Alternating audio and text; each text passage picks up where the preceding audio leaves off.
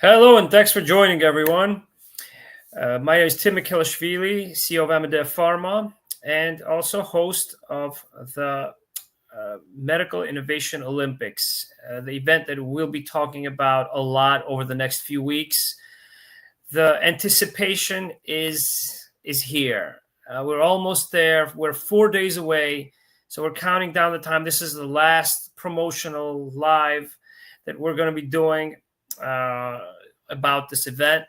I'm here with John Hemming, our expert judge, our speaker this year as well. He competed last year. He's on the board for this event. John, it's great to see you here. Great to see you support this event, the spirit that we've created, and the shared experience as well. It's a few days to go. They're basically people could still, I think they can still join, can't they? Can they still join if they want to compete? Or is it too late? Yes, they can. And I'm getting a few questions from some, who are kind of on the fence about it. If they're on the fence, they should decide to do it because, okay, the event will happen next year, but that's still a year from now. And it's a year during which they could get additional ideas for their own ways of developing their own idea. And it's a year in which they could get additional promotion for their potentially additional investment for their idea. When you have an idea, you need to market it. And this is a very, very straightforward and open, interesting way of marketing ideas, which is the thing. Now, obviously, I'm in the biohacking territory. But biohacking, oddly enough, much that you're dealing with things at a macro level, you're looking at things, well, not exactly a micro level, not necessarily even... Maybe not necessarily a pico level, but definitely a nano level, where you're looking at the mitochondria. And I'll be talking about the mitochondria and the links between mitochondria and gene expression. And a very interesting point that is not often noticed, which is that when somebody's born, but when their egg is fertilized, the average mitochondrial membrane potential for the egg is set, and that drives their health dynamic for the whole of their life in many ways. And people aren't fully aware of that. And from a biohacking point of view, you experiment by taking things and measuring what it does, but what it's doing is at the lower level, and everything affects the mitochondria, which is why exercise affects the mitochondria, and that affects health. Toxins in the environment affect the mitochondria, that affects health. Lack of sleep affects the mitochondria, that affects health. So you get all of these different things that affect the mitochondria and affect health. And I will be talking about how that's all interrelated. But frankly, if anyone's listening to this and they've got an idea that they want to promote in the health sphere, they should sign up and compete. There's really very little to lose because you get advice from people, you get ideas, you get promotion of your idea, but it's not like when you're selling to investors, although there are investors involved in the Olympics, but it's not when you're selling to investors and they don't invest. The fact is, you will progress, you will develop your ideas, you'll promote your ideas. So it's a useful process. Yeah, absolutely. So I'm sharing some of the some of the information here at the bottom.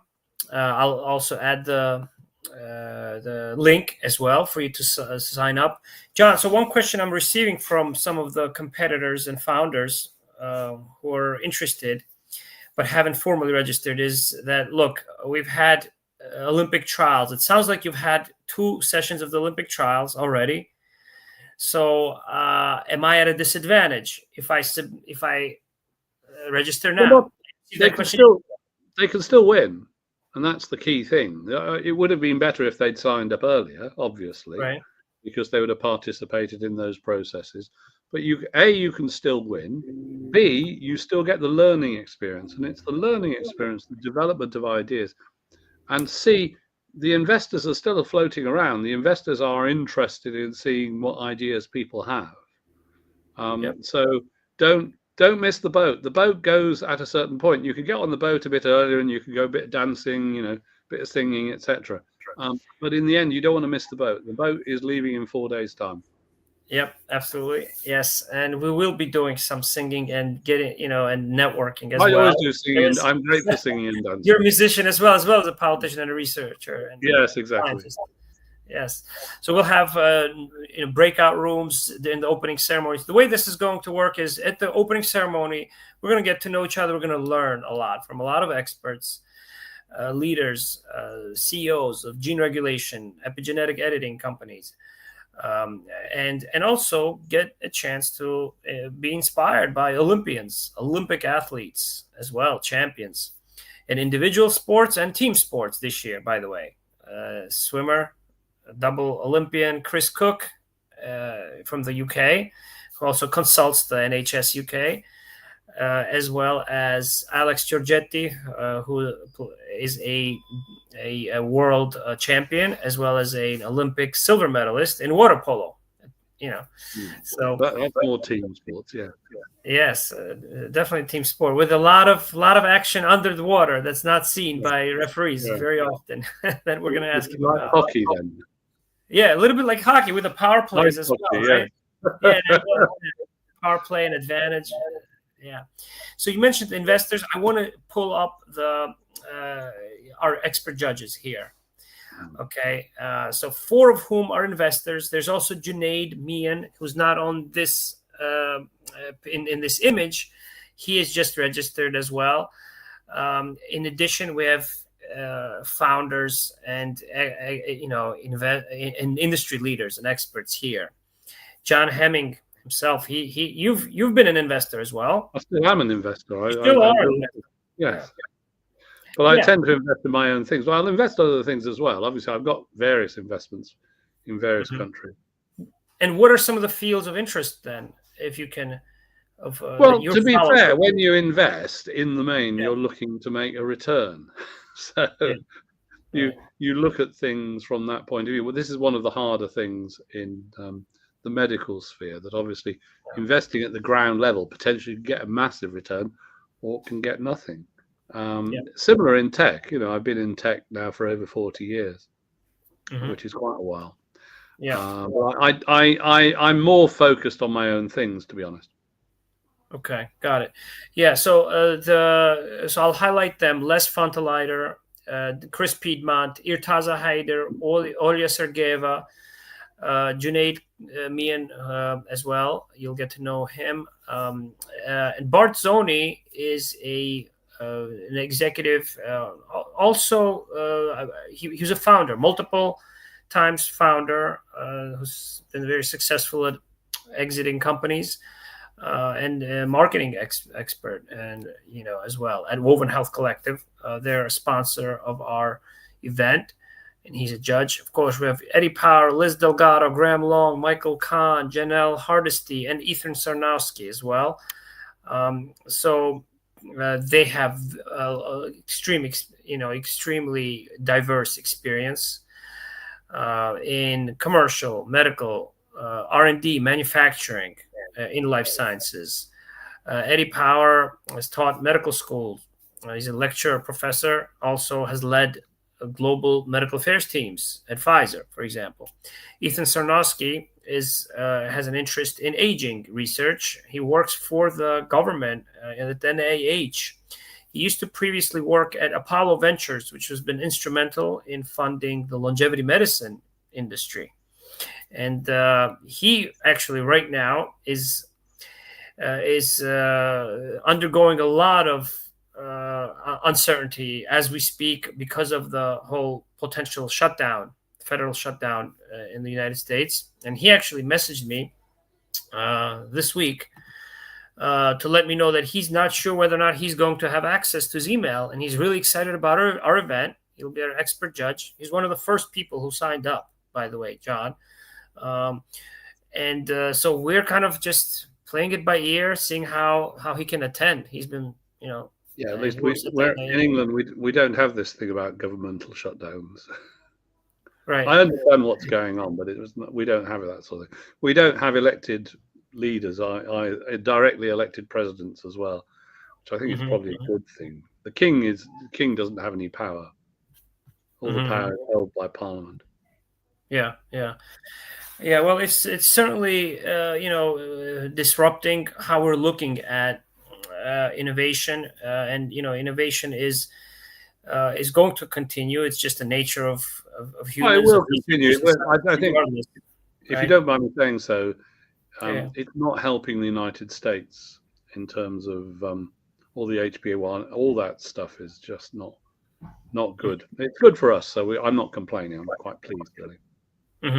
Yeah. Well, not quite. Yes, a lot of migration. Well, it's the issue of the America not really being so enthusiastic about encouraging the best in the world to go to America. Anymore. It will benefit other countries in the world and disbenefit America, and it's a bit sad. But politics is like that. Sometimes it goes well, sometimes it goes badly. Yeah.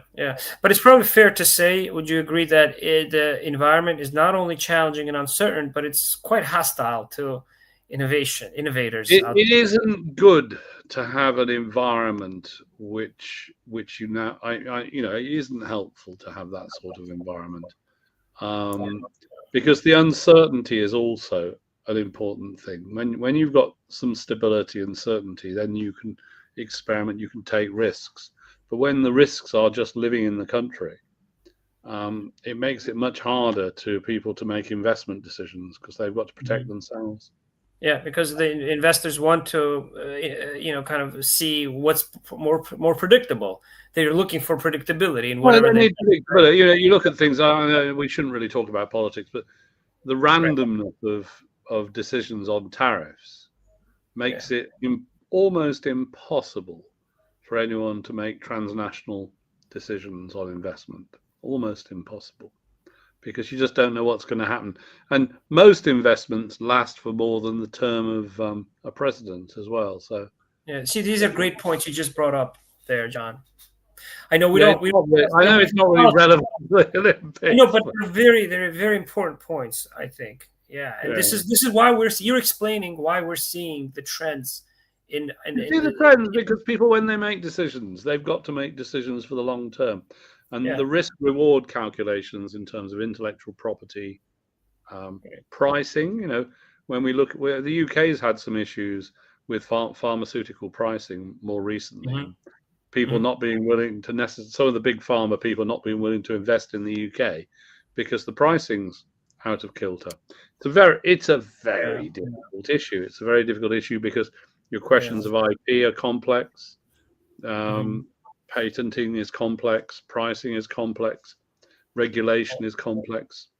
But at the same time, it's still there. At the end of the day, we want better health. If we want better health, we've got to have innovation in health. Yeah. Which is true. So, and this is where the Olympics come in. It's promoting ideas in a difficult world. So this is a very cost-effective way of promoting ideas in a world where being an innovator, being a founder is a harder world than it was, say, a year ago. Right. Yep. Yeah. And although we probably should exercise some optimism as well, and seeing how a lot of this, the future can always be better. It goes in phases. Things get better. Things get worse. Cyclical. And if you've got a good idea that will improve people's lives, then you can promote that idea, and the Olympics is a mechanism for that. Yeah. And it doesn't mean, to be fair, the Olympics is international. I'm in Birmingham in the UK. We're speaking the same language, almost. Yes. And it varies a little bit. I could talk about the differences between American English and English, or British English, if you wish. But we are all human beings. Health ideas are beneficial to all human beings. Yes. And then health is becoming very much international and a global. Well, health always has been international. Yeah. So Science has always been international. right. Perhaps the American lead in this is not going to be as great as it was, but that doesn't mean, the role of organizations like your organization, the Medical Olympics, that still remains important. Yeah. So what I was alluding to was also just some of the recent developments, in addition to the ones you talked about, the tariffs and everything, but how pharma is now also complying and finding ways to adapt in this difficult environment. Pfizer just signed the Trump, Yeah, so you never know with these deals what they mean. Right. Yeah. I'm a bit of a, as you know, I've been a politician, as an elected official for 18 years on the city council in Birmingham, 10 years in the UK Parliament. So I have perhaps a little bit more internal experience of how it all works and how things aren't always what they mean, what they say. They don't end up being exactly as they're initially presented as being. But that is all. So we can get on with it. In the and meantime, we can ignore the world of politics and we can focus on health and innovation, which is what this is all about. Yeah, absolutely. And so I showed, the image of our expert judges. You'll get to meet them once you sign up. I want to just play a 30-second clip from Chris Piedmont, who also is our expert judge from one of the previous sessions here. Who talks about the diversity of perspectives that you can see at this event. That clip you just played, the perspective that is brought to bear during our events is considerable. You have business people, you have investors, you have researchers, technologists, medical affairs people, marketing, all the aspects that go into taking something from a concept through the development of a venture and bringing something to market will be present there. It's a rare opportunity to get in front of that diverse a group that has specialty and interests in medical and biological work. So I'd strongly encourage anyone who's looking for that perspective to come and participate in the event. Yeah. So John, I think he captured it very well there. Yeah. Right. If you've got an idea, you need to promote it, and this is a tool. This is a tool and you need various different idea. Perspectives, right? For that, you need somebody in marketing, somebody founder, somebody an investor, subject matter expert, tech. Indeed. Yeah. So we have a very, very unique kind of platform we've set up. As you can see, we are excited, and we're providing this opportunity. Ultimately, you will take the biggest value out of it, and it depends on how you set aside time, and to the relationships that you're going to form, or as a competitor, to how you're going to improve your venture, because you're going to be guaranteed to advance your venture forward, whichever way you define it at the end of this event. All of it's developing ideas, because when you have an idea, you learn from other people, and very often you learn more from people who disagree with you than people who agree with you. Because if you've got somebody saying, "Oh, that's brilliant, that's brilliant, that's brilliant," you don't learn anything from that. If you say, "Well, perhaps you should do it slightly differently," you don't have to do that, but at least you can understand why you disagree with somebody. And the thing is, I take a view. If I disagree with somebody, I like to know why I disagree with somebody, because that's where you learn and you refine your ideas. You find out in that sort of that where is the disagreement? Is it a definition of terms? Is it a difference in terms of evidence? What is the disagreement? So, this is the thing to do.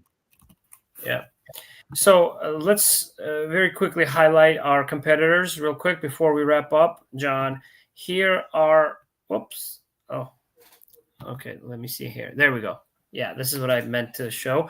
So here are our 12 competitors so far, who are, coming from various different countries, as you can see.